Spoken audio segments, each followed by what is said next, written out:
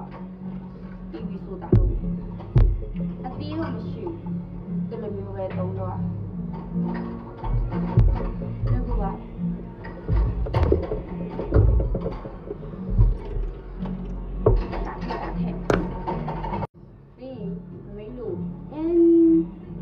လက်ဆက်တဲ့တံမြတ်လေးကို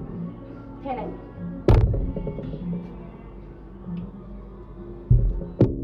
ပြီးဆိုတာဖူဖူ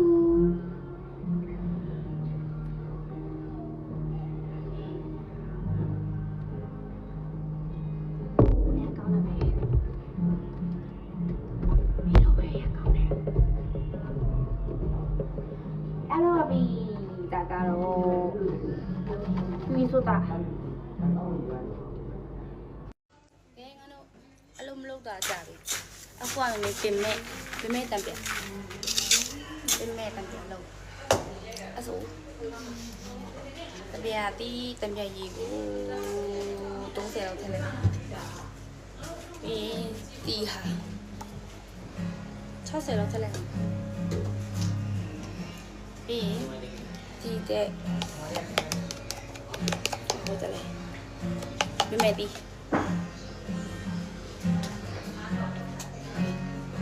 โอเคထဲမယ်ဒီထဲတော့နည်းနည်းထည့်လိုက်တော့ဒီထဲ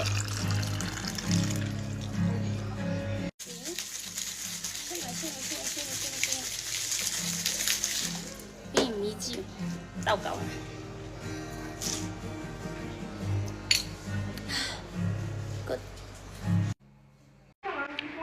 ပါလုံးမလဲဆိုတော့ဝတ်တာလုံးဟင်းလုံးမယ်ပြီးမူကြော်မူနဲ့ဝတ်တာနဲ့ကြော်ဝတ်တာကိုတောက်ဆဲမယ်စသည်လှုပ်ပြီးသားတဲ့ဝတ်တာလုံးကိုထည့်မယ်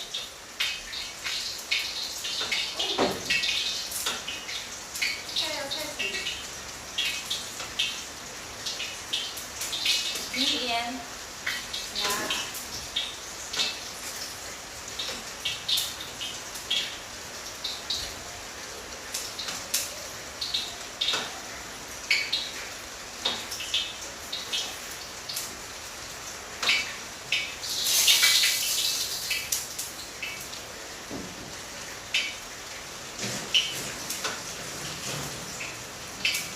တော့အိမ်မှာလုံးမလဲတော့မူကြော်တဲ့ဝတ်တဲ့တမယာ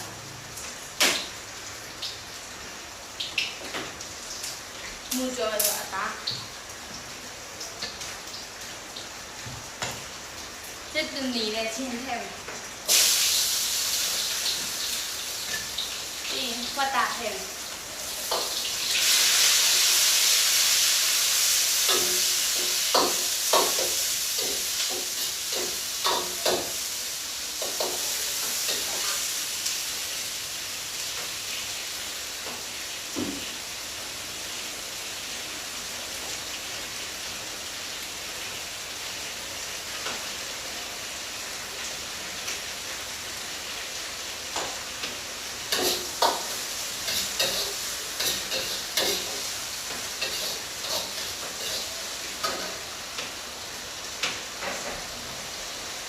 ချက်ပြီးပြပေးတယ်